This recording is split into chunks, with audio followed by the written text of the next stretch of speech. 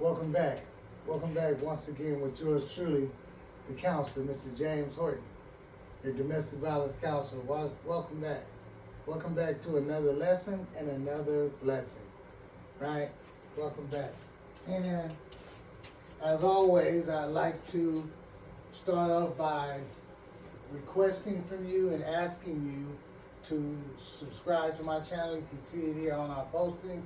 Subscribe to Domestic Violence with the Counselor, Mr. James Horton. Town business, though, y'all. Town business. So, just subscribe. Just push the red button. Do for me as I would do for you. And I'm going to keep doing for you. I won't wait on you to do for me. I'm going to do for you anyway. And when I put my design down, as I've been putting down, it's doing for you. So, and doing for not just you, but you and yours. All right, so just subscribe to my channel, and we can keep this thing beautiful, right? Keep it real beautiful. All right. So today's topic. Let me put my glasses on so I can read, right, to you all, and put this thing down as it should be. Today's topic is going to be a topic called the domestic makeover, right? The domestic makeover in a new location, but we're going to see how it come out for you. All right, it's called the domestic makeover. It says, defining the domestic makeover. Domestic makeovers are a necessary component when it comes to all domestic problematic relationships, and especially those relationships involving verbal and physical abuse. Most makeovers have always been known to describe making over a person's outer appearance. Domestic makeovers go much deeper than one's outer appearance. The makeover addresses our mindset, resetting of the way we treat others, we treat others, and the way we think, act, and behave. Also in the way we treat ourselves, right? The way we think, and one should not be thinking, I would say, like we thought 20 years ago, 10 years ago, even 5 years ago. Each year should have a level of advancement. The mind should be open to absorb and learn new things. We can even learn things from other people's mistakes, right? Other people's mistakes. We might have thought that what they did or what one did at one time was cool. But as one matures and looking at the world in a more larger form than besides a small form, one can see that many things that we once thought was cool really is not cool. Right? It's not cool. It's not a survival tool, as it takes place. It's not. Our lives should be set on going further, not going backwards. It should be going further. All right? So, we did that. So, number one says, please answer the following question. It says, for those of you who have believed in making a domestic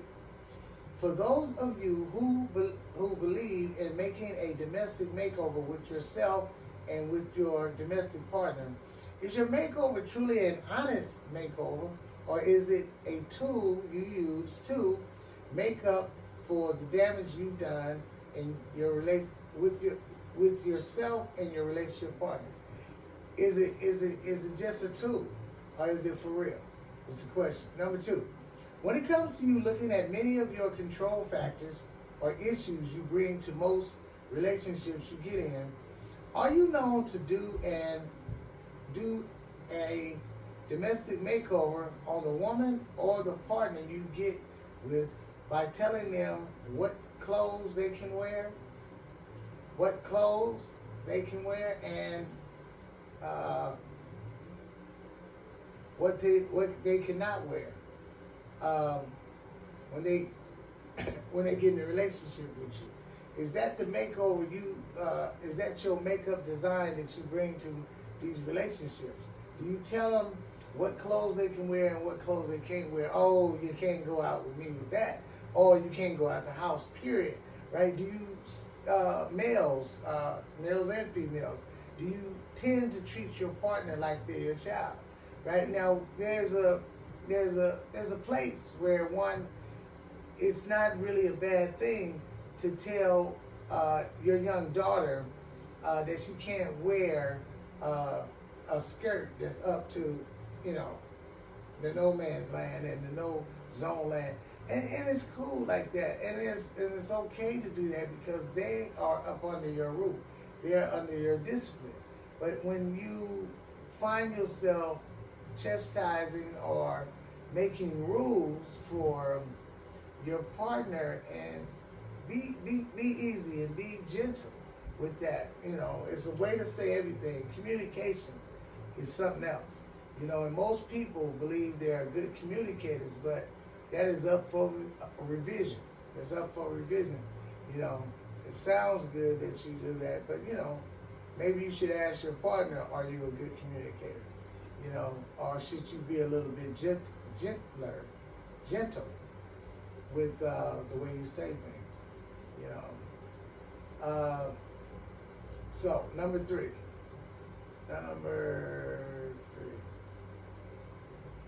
Have you ever met someone for the first time, gotten a job interview you've always wanted, or ran into an opportunity of a lifetime and later felt and believed you needed a domestic makeover at the time you encountered those opportunities?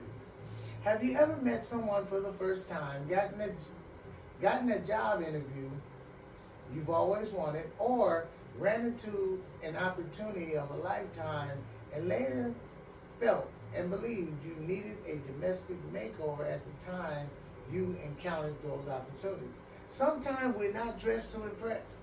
Sometimes we are not truly ready. Sometimes we fooled ourselves and put something on and say this was the right outfit, this was the right setting, I was in the right frame of mind when I went in there, and later had to reevaluate and re-examine yourself and say, no, I wasn't right.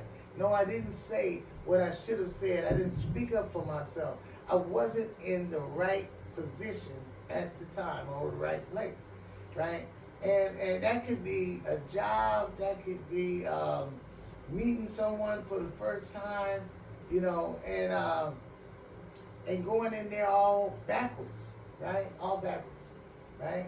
So let's think it through, man. Look in the mirror, ask some questions. Knock on your neighbor's door even if you have to, and say, hey, I don't mean to bother you, but I'm about to go X, Y, and Z, and I know you've worked in that field before. How do you think I'm looking? Before you step out there and possibly make a mistake of a lifetime, right? That can cost you, right? And number 4, domestic makeover. Have you ever lost a job, been told the relationship is over because of something you did or said, broke the law, and went to jail, and wished you had done a domestic makeover before those things happened to you? Have you ever just wished you made yourself over before you stepped in there? Have you ever just wished that you just stopped, took a breath, blew it out, right? And said, hey man, let me give myself time to meditate. Let me give myself time to think, because what I'm about to do and where I'm about to go might not be the best thing that I should have done. Maybe I should have waited. Maybe I should have slept on it. Have you ever just asked yourself or told yourself you should have slept on that one or that one, right? Okay, number 5, domestic makeover. When you look over your life and you think about the things you've done, you could have done, should have done, and wish you would have done, if you could go back, would you be willing to do a domestic makeover of your life, of the life you have now, right? Would you, because like I used to be like, town business folks call the game, right? And other places call the game. I remember, like, after getting in trouble 1 or 2 times, getting in some more trouble 2 or 3 more times, coming out with seven of them, y'all, 7 felonies, right? Trying to do a makeover, trying to go in like, boom, I'm changed. You know, I've been out of trouble for a while, right? I ain't got in trouble in 7 months. I ain't got in trouble for 8 months. Well, let's keep it real, right? It's like now I'm up at 17 years. 17 years out of trouble. But like, man, it was difficult, man. It was hard going to a job and they say, I gotta check your background. I gotta go back and see if you ever been in trouble before. Oh, boom. I come back for the second interview and they say, I'm sorry, Mr. You say your name is counselor, and they sorry. I'm sorry about what? You ain't did nothing. He said, well, I'm sorry, I won't be able to give you the job. I said, why is that? They said, well, we can't assure people of your status. I said, what does that mean? They said, well, you have the wrong kind of felonies.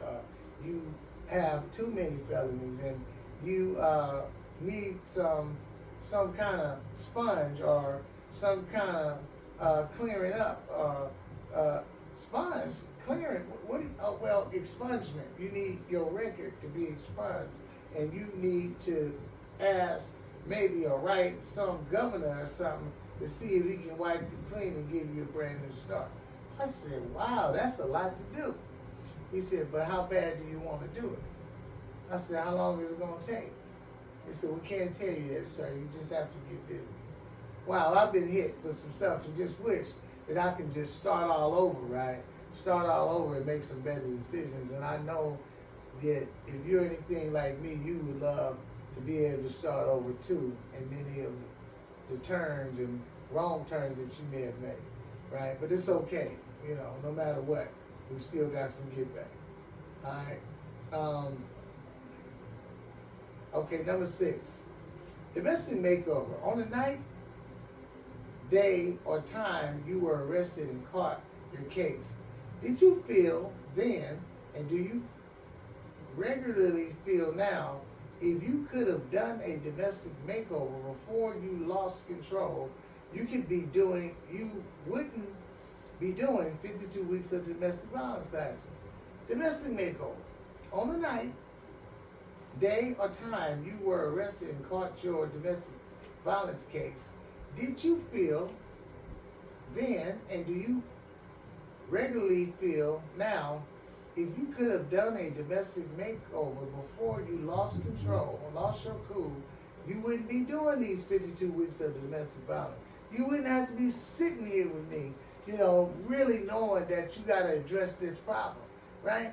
If you just, a makeover, if you had the switch, to turn the switch, right, at the right time before it was too late to do a makeover, man, you wouldn't be sweating, man. You wouldn't have all this stress, but, you got to fight through it because you didn't need the switch.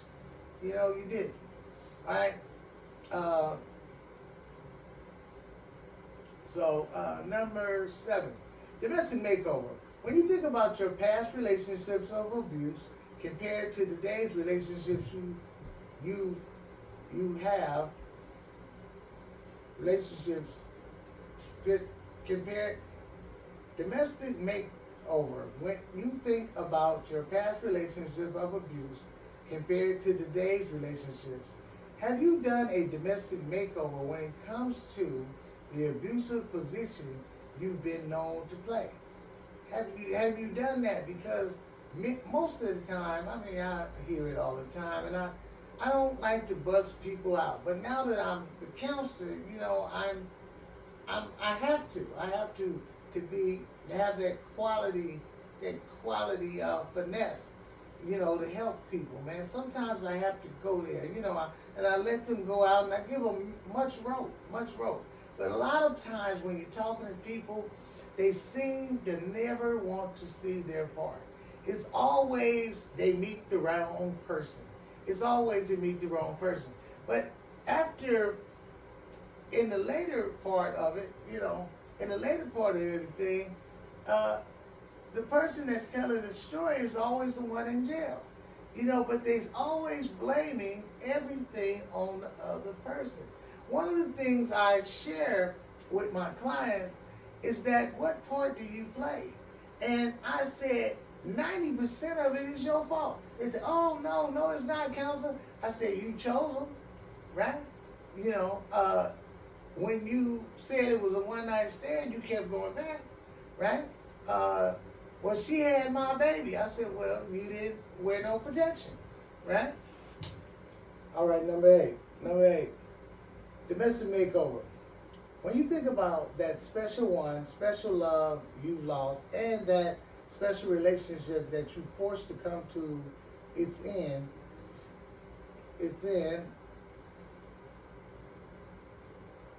special love you forced to come, domestic makeover. When you think about that special one, special love you lost, and that special relationship that you forced to come to its end, are you known to do a domestic makeover by finding women or partners who look like, sound like, or remind you of those ex-partners?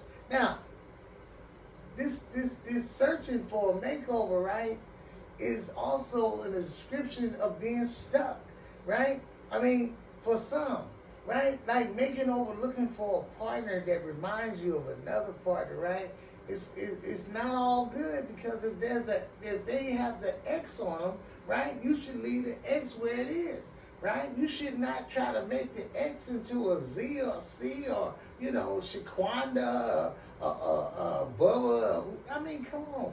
You should be having hopefully a new name and a new whole makeup, not so much of them, because we get caught up on making up a makeover of a person, of an individual, or even sometime a car. And that's not that bad for a car, but come on, we gotta move forward.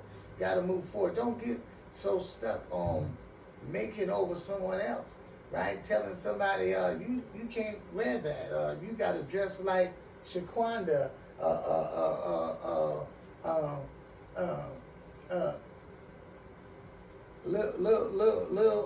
little Felix or something. I mean, you can't be doing all that, right? You should be trying to come anew, right? Polish yourself up to be anew, right?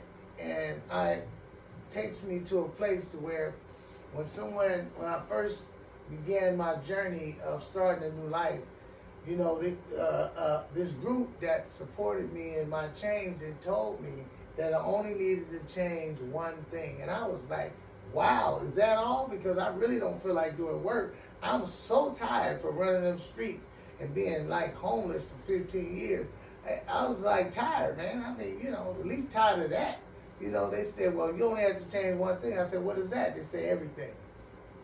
So if I'm going to change everything, when I make that makeover, I'm going to change everything. My socks, my shoes, my insides and my outsides. So that's going to be it for yours truly, the counselor, Mr. James Horton. Thank you again for attending my class, right?